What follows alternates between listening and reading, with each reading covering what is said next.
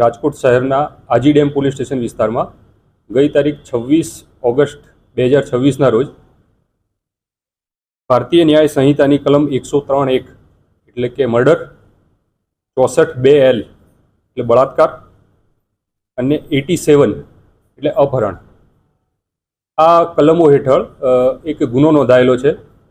આ ગુનાની ઘટનાક્રમ જાણીએ તો ગઈ 21 ઓગસ્ટના રોજ આજી ડેમ પોલીસ સ્ટેશન વિસ્તારમાં આજી ડેમ પાસેથી, આજી ડેમના કિનારેથી એક અજાણી મહિલાનો મૃતદેહ મળી આવેલો, જે અનુસંધાને આજી ડેમ પોલીસ સ્ટેશનની અંદર એડી દાખલ કરવામાં આવેલી.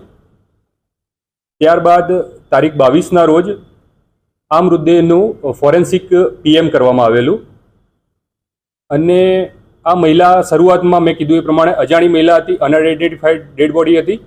તેથી આ અજાણી લાશને શોધવા માટે સૌથી પહેલાં તો પોલીસ સ્ટેશન દ્વારા કાર્યવાહી કરવામાં આવેલી, જેના અનુસંધાને કુવાડવા પોલીસ સ્ટેશન વિસ્તારમાં રહેતા આ મહિલાના પરિવારજનો દ્વારા આ મહિલાની ઓળખ કરવામાં આવેલી અને પોલીસ સ્ટેશન દ્વારા આ મૃતદેહ એના પરિવારજનોને સોંપવામાં આવેલો.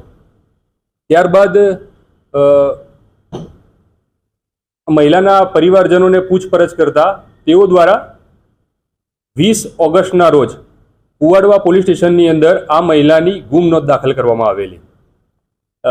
એકચ્યુઅલી એની પણ એક દિવસ આગળ જઈએ તો તારીખ 19ના રોજ આ મહિલા કુવાડવા રોડ પોલીસ સ્ટેશન વિસ્તારમાં આવતા 7 હનુમાન મંદિર ખાતે ભિક્ષાવૃત્તિ કરતા હોય છે અને એ દરમિયાન આરોપી રિક્ષામાં આ મહિલાને અપહરણ કરી લઈ જાય છે અને જેના અનુસંધાને કુવાડવા રોડ પોલીસ સ્ટેશનમાં ગુમ નોંધ દાખલ થાય છે. ત્યારબાદ આજી ડેમ પોલીસ સ્ટેશન વિસ્તારને જ્યારે આ બનાવની જાણ થાય છે, આજી ડેમ પોલીસ સ્ટેશને પીઆઈ શ્રી હરેશ પટેલ, એમના ડિસ્ટાફ પીએસઆઈ શ્રી ડોડિયા સાહેબ અને એની ટીમે હ્યુમન ઇન્ટેલિજન્સ અને ટેકનિકલ ઇન્ટેલિજન્સના મદદથી બનાવ સ્થળ જે છે, જે જગ્યાએથી ડેડ બોડી મળી છે એ અને આ મહિલાનું જે રહેઠાણ છે એ વચ્ચે લાંબો 13 કિલોમીટરનો ગેપ છે. એટલે શરૂઆતથી જ આપણને શંકા હતી.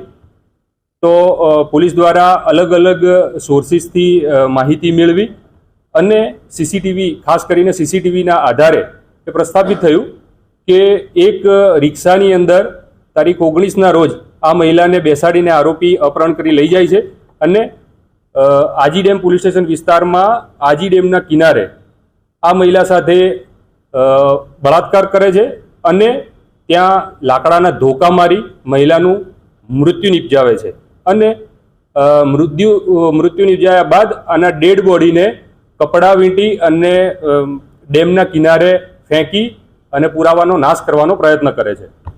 આ અનુસંધાને સીસીટીવી, મેં કીધું એ પ્રમાણે સીસીટીવીને ફોલો કરી તથા હ્યુમન ઇન્ટેલિજન્સ, આનું બીજું એક કારણ એ પણ છે કે મરણ જનાર અને આરોપી બેમાંથી એક પણ વ્યક્તિ મોબાઈલ ફોન ઉપયોગ કરતા નહોતા.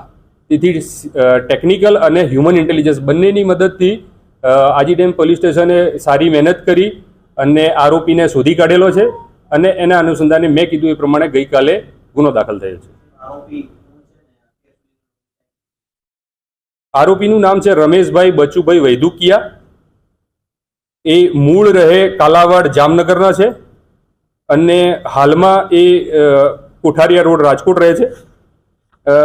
આરોપીના ગુનાહિત ઇતિહાસની વાત કરીએ તો આ બનાવના પહેલા આરોપી વિરુદ્ધ 3 ગુના દાખલ થઈ ચૂક્યા છે, જેમાં ચોટીલા પોલીસ સ્ટેશનની અંદર IPC 302 એટલે હત્યાનો ગુનો છે. એ ઉપરાંત થોરાળા પોલીસ સ્ટેશનની અંદર 2018માં એમાં પણ બળાત્કાર અને મર્ડર એનો એક ગુનો છે. આ ઉપરાંત ત્રીજો ગુનો કુવાડવા પોલીસ સ્ટેશનની અંદર 2018માં જ મર્ડરનો ગુનો દાખલ થયેલો છે.